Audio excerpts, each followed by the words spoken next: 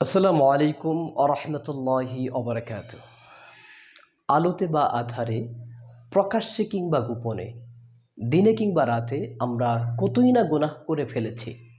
গুনাহ করার পর ভেবেছি, যাক, বাঁচা গেল, কেউ তো দেখেনি। সত্যিই কি কেউ দেখেনি?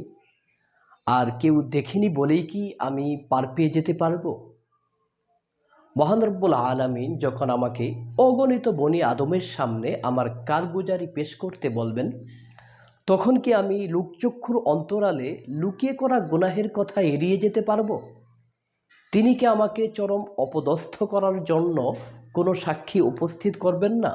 হাসরের ময়দানে বান্দা যখন মহান রব্বুল আলামিনের সামনে দাঁড়াবে, মহান রব্বুল আলামিন সবার আমলনামা নিজ নিজ হাতে ধরিয়ে দিবেন, যেখানে প্রত্যেকের নেকি এবং বদামল লেখা থাকবে। সেদিন কি অবস্থা হবে আমাদের? এই আমলনামা হবে এক আশ্চর্য আমলনামা।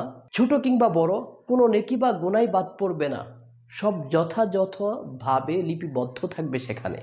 তা দেখে পাপিষ্ঠ অপরাধীরা আতঙ্কগ্রস্ত হয়ে বলতে থাকবে, ইয়া ওয়াইলাতা মা লিহাদাল কিতাব লা ইগাদিরু সগীরাতাও ওয়ালা কাবীরাতান ইল্লা আহসাহা। হায় দুর্ভাগ্য আমাদের! এটা কেমন কিতাব? এটা তো ছোট বড় কিছু বাদ না দিয়ে সবকিছুই লিখে রেখেছে। এখানেই শেষ নয়, মহান রব্বুল আলামিন আমাকে আমার আমলনামা পড়তে আদেশ করবেন। তিনি বলবেন, ইকরা কিতাবাক ওয়াকাফা বিনাফসিকা আল-ইয়াওমা আলাইকা হাসিবা।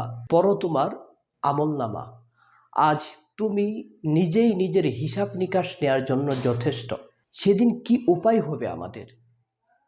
গুনাহ দেখে লজ্জায় মাটি হয়ে যেতে ইচ্ছা করবে। সুতরাং গুনাহ করার আগেই সাবধান হয়ে যাই, নিজেকে মহান রব্বুল আলামিনের সামনে এবং অগণিত বনি আদমের সামনে অপদস্থ এবং লাঞ্ছিত হওয়া থেকে বাঁচিয়ে নিই। আল্লাহ তাআলা সবাইকে তৌফিক দান করুক।